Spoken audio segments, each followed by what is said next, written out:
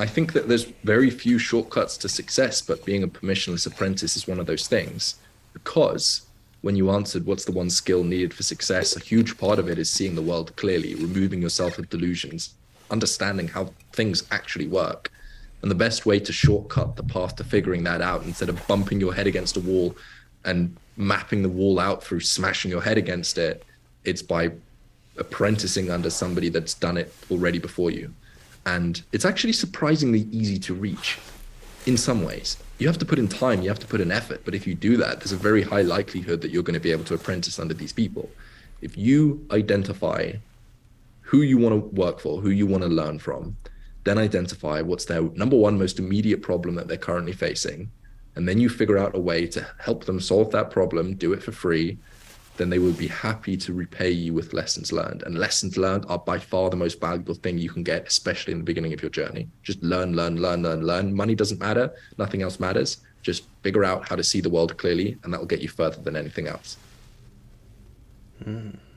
Yeah, I think what you said about it's easier than you think, definitely, to reach people. Because I remember the first time, this was 3 years ago maybe. I think this is the first time I'd ever DM'd like a large account on Instagram. And for some reason I was like nervous. I was like, and then I realized afterwards, like, what's the worst going to happen? They're just not going to say anything. And then they actually replied, and I was like so surprised. They had like 400k followers or something. Yeah. And they actually answered, and I was like, what?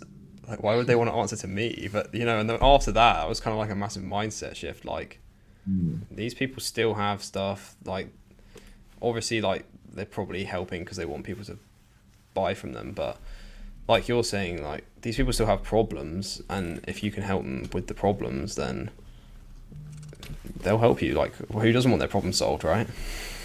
Yeah, exactly. If you spent a week where you picked 7 people that you want to learn from, and you spent a day on each person trying to just go above and beyond, over deliver, help them as much as you possibly can, and create something you think they're going to like, solve their problems, at least one of them, for 80% of the people that do this, will bring you under their wing, will teach you what they know, and they will share everything that they've learned freely.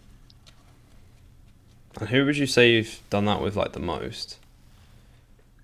Yeah, there's been a few people, and the people that I can't do it directly under, I will scrape all of their content and I will learn from them whether or not they want to help me.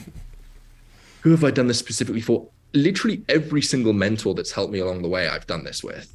So in the beginning, Sunny T, then people like Miles Beckler. Didn't do this with Jesus or Marcus Aurelius, unfortunately.